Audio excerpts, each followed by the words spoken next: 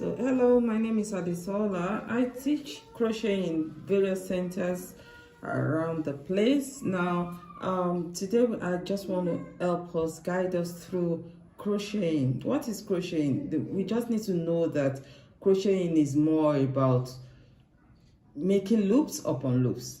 Once we get that, it makes it easy for us to work. It's about making loops upon loops. And what do we need? What materials do we need? For a start, we need what we call the crochet hook. At some point, we're going to talk about the anatomy of the crochet hook.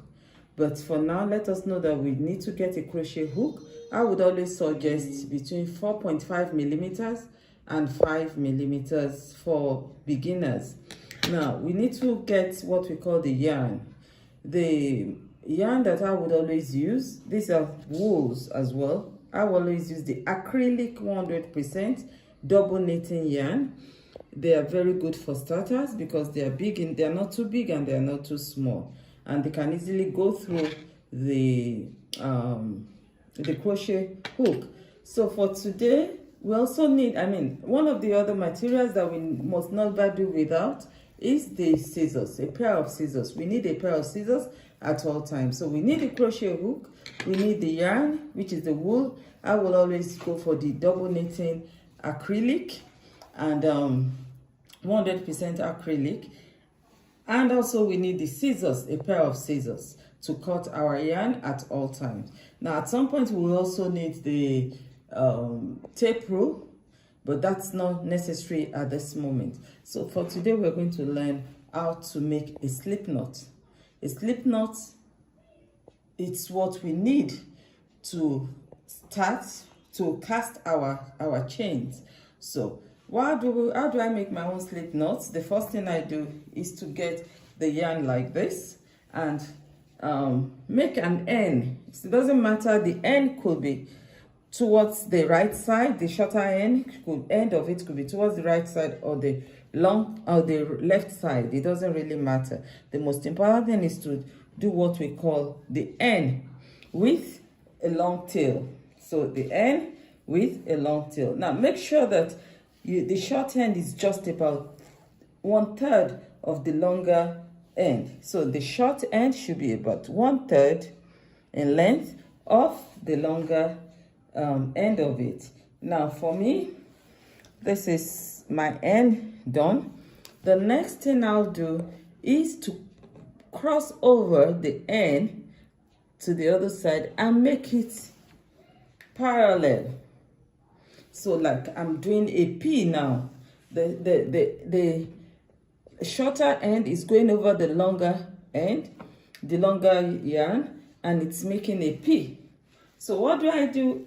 I hold on the shorter end and I bring over the tip of it to this to the longer end. So I start again.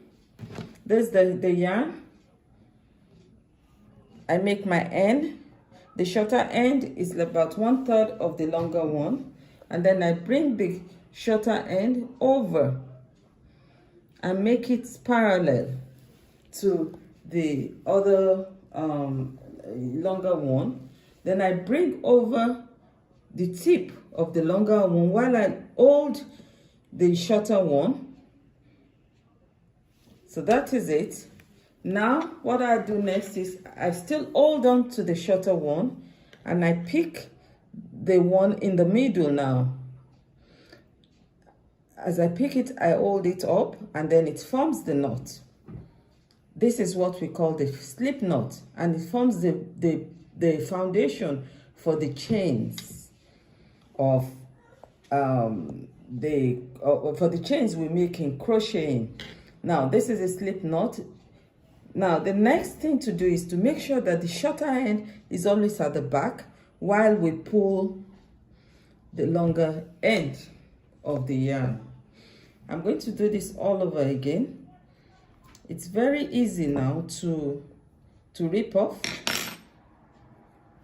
So now I have my yarn again. Once again, I make my end with the longer part of the end, with the shorter part of the end about 1/3 of the longer part of it.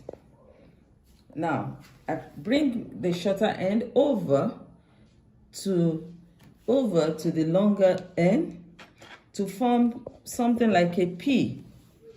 Then I hold down the shorter end while I bring the tip of the tip forming the circle of the longer end over this way, and I bring, still while holding that shorter end, I bring my crochet hook in the middle to pull the string in the middle up, and there you go.